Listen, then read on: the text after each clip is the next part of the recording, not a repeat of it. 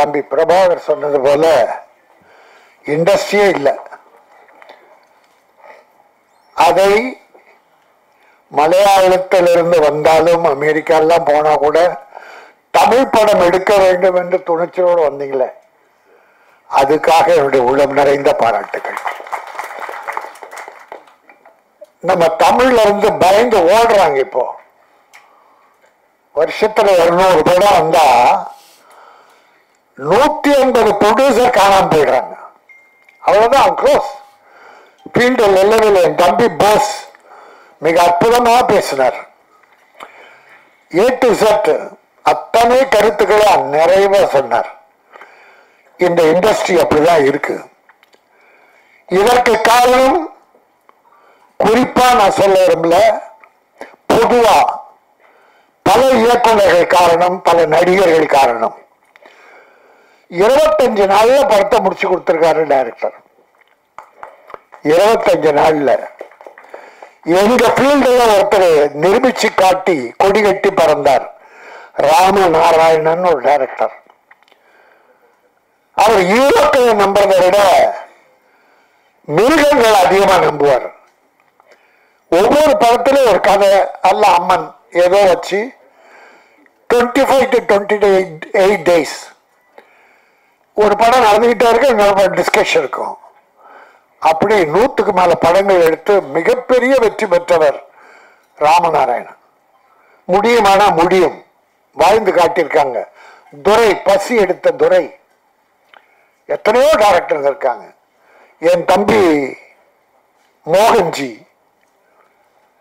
அவன் குறுகிய காலத்துல சுறுசுறுப்பா எடுப்பான். உடம்புதான் கொஞ்சம் பெருசா, நான் சொல்றத நீ சொல்லாத,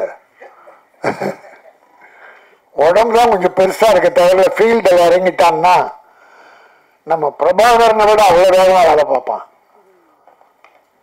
என்னுடைய அருமைச்சா தம்பி பிரிட்ஜ், அவருக்கு எனக்கு என்ன தொடர்புனா, அவர் என்ன 45 குத்து கத்தியால குத்திருக்காரு.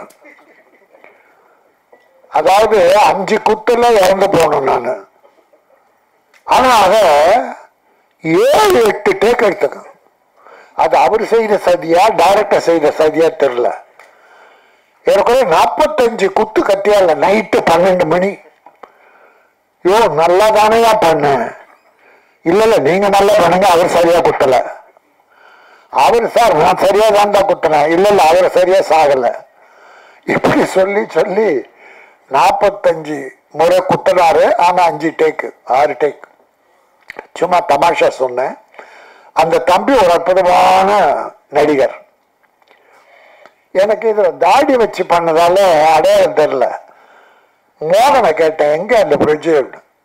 அந்த பிரிட்ஜ் இங்கதான் இருக்குது. பார்த்தா தாடி இல்லாம அன்னைக்கு படத்தில் நாங்க பண்ணும்போது பார்த்தது. அந்த தம்பிக்கு எதிர்காலம் உண்டு. எப்போ ப்ரொடியூசர் வாழணும்னு நினைக்கிறீங்களோ அப்ப நீங்க வாழ்வீங்க. இன்னைக்கு சின்ன படங்களுக்கு ஓரளவுக்கு மரியாதை கிடைக்குது. மக்கள் பெரிய ஹீரோதான் பார்க்கறேன்னு இல்லை. பெரிய ஹீரோக்கள் படம் எல்லாம் படுத்துருச்சு. பல இந்த 6 மாசத்துல பார்த்திருக்கோம் பல படங்கள். ஆனா சின்ன படங்கள் வாழ்ந்திருக்கு. குட் நைட், டாடா, போர் தொழில், இப்போ வாழைன்னு ஒரு படம். அப்புறம் அப்படி சில படங்கள் சின்ன சின்னதா நம்முடைய தமிழ் பண்பாடு, கலாச்சாரம், கிராமியம் இதை அடிப்படையா வச்சு எடுக்கிற படங்கள் எல்லாம் வெற்றி பெறுது. நம்ம மக்கள் வந்து பார்க்கறாங்க. அதனால இந்த சேவகர் படம் நிச்சயமா வெற்றி பெறும். அந்த ப்ரொடியூசர் மனசுக்கும் டைரக்டர் மனசுக்கும் நடித்த டெக்னீஷியன் அத்தனை பேருடைய மனசுக்கும் இது ஒரு பெரிய வாழ்வை தரும். சேவகர் சேவை செய்பவன், இல்லாதவர்களுக்கு கொடுப்பவன், முடியாதவர்களை கைதூக்கி விடுபவன், பிரதிபலன் பார்க்காமல் உழைக்கிறானே அவன்தான் சேவைக்கு அதிபர் சேவகர். ஆனா இந்த காலத்துல என்ன நடக்குது நாட்டிலன்னா, கையூட்டு பெறுகிற அதிகாரிகள் 60-70%, நேர்மையான அதிகாரிகள் ஒரு 30% கூட இல்லை. இல்லாம இல்லை, இருக்காங்க. பல அக்கிரமங்கள் நடக்கிறதுக்கு பல அதிகாரிகள் காரணம், அரசியல்வாதிகள் காரணம். இன்றைக்கு எடுத்ததுக்கெல்லாம் முதலமைச்சர் சொல்றோம். கள்ளக்குறிச்சி முதலமைச்சர் என்ன பண்ணார்? இத்தனை போச்சு, போனது தப்பு, குடிச்சது தப்பு, கள்ளச்சாராயம் வித்தது தப்பு, யாரும் ஒத்துக்கல. அந்த இலாக்கா அதிகாரிகள் ஒழுங்கா பார்த்திருந்தா அது நடந்திருக்காது. அது எதுக்காக சாட்டோம்னா இலாக்கா முதல்வர்கிட்ட இருக்கு, அதனால முதல்வரை சொல்றாங்க. எல்லாத்தையும் முதல்வர் நேரடி, அவர் அடிக்கடி அதிகாரிகள் மீட்டிங்கை போட்டு போதைப் பொருளை கட்டுப்படுத்துங்க, கள்ளச்சாராயம் இருக்கக்கூடாது என்று எத்தனை மீட்டிங் போடுறார். அதாவது இது எப்படி இருக்குன்னா, தாம்பரத்துக்கு போறதுக்காக ஒருத்தன் மவுண்ட் ரோட்ல பஸ்ல நின்னான். பஸ்ஸுக்கு ஒரு பஸ் ஃபுல்லா இருந்து நிக்காம போயிடுச்சு. ரெண்டாவது பஸ் பார்க்கறான், நிக்காம போகுது. மூணாவது பஸ் நிக்காம போகுது. அவனுக்கு வெறுப்பாயிடுச்சு. என்ன ஒரு பஸ் கூட நிக்க மாட்டேன்னு இந்த முதலமைச்சர் என்ன பண்றார்? பஸ் நிக்க மவுண்ட் ரோட்ல நிக்கிறதுனா முதலமைச்சர் என்ன பண்றார்? சரி, அடுத்த ஒரு பஸ் காலியா வந்தது, அவன் சீட்டு கிடைச்சி உட்காந்துட்டான். அவன் போறான். போகும்போது இந்த பஸ் கொஞ்சம் காலியா இருந்தா அடுத்த ஸ்டாப்பையும் நிக்குது, ஏற்றிக்குது. பிறகு அடுத்த ஸ்டாப்பையும் நிக்குது, ஏற்றிக்குது. இவன் கத்துறாங்க. என்ன முதலமைச்சர் பண்றார்?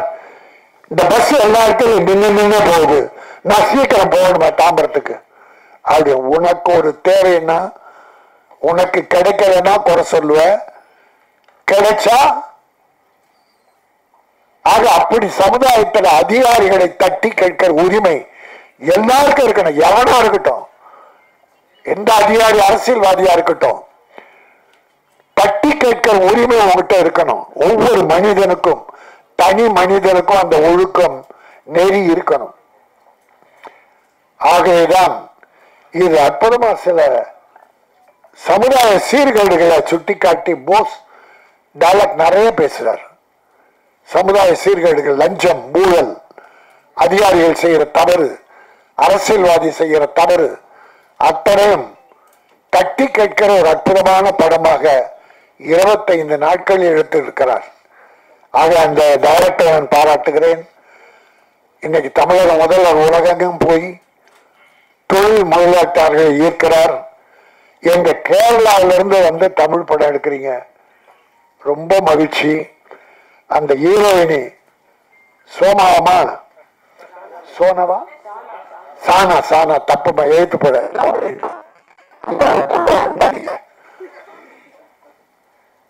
கொஞ்சம் கொஞ்சம் தமிழ் வரும்னு கொஞ்சம் தமிழில் பேசணுமா? கொஞ்சம் கொஞ்சம் தமிழ் வரும்னு தைரியமா பேசணும் பாருங்க, அது போதும் எங்களுக்கு. வந்துடும். வில்லன் அப்படிதான். வில்லன் கடைசியில் அந்த நன்றி வணக்கம் பிரமாதமா சொன்னார், அது போதும். கொஞ்ச நாள்ல நீங்க தமிழ் பேசுவீங்க, கொஞ்ச நாள்ல தமிழ் பேசுவீங்க. நான் ஒரே ஒரு வேண்டுகோளை வச்சுட்டு நான் முடிச்சுக்கிறேன். அதாவது ஒரு போன மாசம் ஒரு ஆடியோ ஃபங்க்ஷன் நடந்தது. அதுல ஒரு பாட்டு டான்ஸ் பண்ணிடுறது, ஒரு பாப்பா தங்கச்சி நல்லா பண்ணிடுது அழகா. அது கொஞ்சம் வில்லி மாதிரி கிளாமர் சாங். அது என்ன, பஞ்சாபி பலகாரம் நான் ஆகல சேதாரம், இதுக்கு நான் ஆதாரம் அப்படின்னு இந்த வம்பு பிடிச்ச ஸ்நேக எழுதிருந்த கவிதை. அது தம்பி செய்ய நல்லா எழுதிருந்தான், தப்பா இல்லை, அது கூட ரொம்ப விரசமா எல்லாம் இல்லை, கிளாமர் இருந்தது. கிளாமர் இருக்கணும். அது நான் பார்த்து அந்த பாட்டு பார்த்து பிடிச்சது, நல்லா இருந்தது. அந்த பாப்பா இங்க வாமான்னு இங்க வந்து நின்னது. கொஞ்சம் அப்படி பார்த்துட்டு, அம்மா இல்லம்மா நீ சேதாரம் ஆகல, நல்ல பிள்ளை, போ உட்காரம்மா. இதோட 4 மீடியாக்கள்ல என்னை போட்டு உருட்டி எடுத்துட்டான் சார். என் வயசு என்ன, என் பேட்டி சும்மா ட்ரையா இருந்தது, காமெடிக்காக அதை பண்ணேன். அந்த பாப்பா நல்லா சிரிச்சு குடுங்க சிரிச்சு, மேடையில் இருந்தவங்க பப்ளிக் எல்லாம் அதை காமெடியா எடுத்துக்கிட்டாங்க. அந்த மீடியா 2-3 மீடியா மட்டும் என்ன தெரியல வினயம். நான் பொதுவா பெண்களை அவங்க விருப்பம் இல்லாம அடுத்த விரல் கூட மேல படக்கூடாது. விரல் கூட விருப்பம் இல்லாமல் படக்கூடாது. வெட்டணும், விரல வெட்டணும். ஒரு தடவை குஷ்பு தங்கச்சி அங்கே பப்ளிக்ல ஒரு அறை விட்டது ஒருத்தனை. நான் மேடையில பேசினேன், தங்கச்சிக்கா அரைஞ்சது அங்க செருப்பால் எடுத்து அடிச்சிருக்கணும். அவனை முதுகுல தட்டிட்டான். ஆனா கில்லாடி பொண்ணு அங்கே அடிச்சது. அப்ப நான் என்ன சொன்னேன், பப்ளிக் மீட்டிங்ல ஆடியோ ஃபங்க்ஷன்ல செருப்பால் அடிச்சிருக்கணும். எந்த பெண்களும் எல்லாம் நம்ம கூட பிறந்து எனக்கே பேத்திங்க.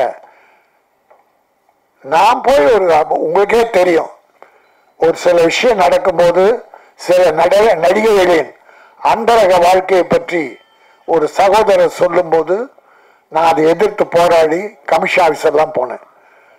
ஆனா அந்த அது எதிர்ப்பு தெரிவிச்ச சில சகோதரிகள் அவங்க கூப்பிட்டா வரமாட்டேன்ட்டாங்க. ஏன்னா வேற எதனா வெளியிட்டு போறாங்கன்னு அவங்க வரல. நான் போனேன். ஏன்னா தாய்மார்களுக்கு இந்த உலகத்தை இந்தியாவை காப்பது தாய்க்குலம். இன்னைக்கு குடிகார குடும்பத்தை காப்பது தாய்க்குலம். குழந்தைகளை காத்து படிக்க வைப்பது தாய்க்குலம். ஒரு தாய் இல்லைன்னா இன்னைக்கு தமிழ்நாட்டில் வீடுகளே இல்லை. ஒரு 60%, 40% ஆண்கள் நல்லா தான் இருக்காங்க. ஆகவே நாம் நேர்மையாக இருப்போம், தவறு செய்கிறதை கண்டிப்போம். தண்டிக்க வேண்டியது அரசாங்கம். எல்லாவற்றிலும் மன தைரியம், மன உறுதி வேண்டும். இந்த படம் வெற்றி பெற வேண்டும். இந்த நாட்டில் உண்மையான சேவகர்கள், ஏழைக்கு உதவுகிற சேவகர்கள், அது அரசியல்வாதியோ அதிகாரிகளோ யாரா இருந்தாலும் அவர்கள் நல்லவர்களாக வெற்றி பெற்றவர்களாக சமூக சேவை செய்ய வேண்டும். அதை வலியுறுத்துகிற சேவகர் படம் மிகப்பெரிய வெற்றி பெற வேண்டும் என நிறைவேற வேண்டி வாழ்க பட தயாரிப்பாளர் தாமஸ், வாழ்க கோபிநாத் இயக்குனர். நன்றி, வணக்கம்.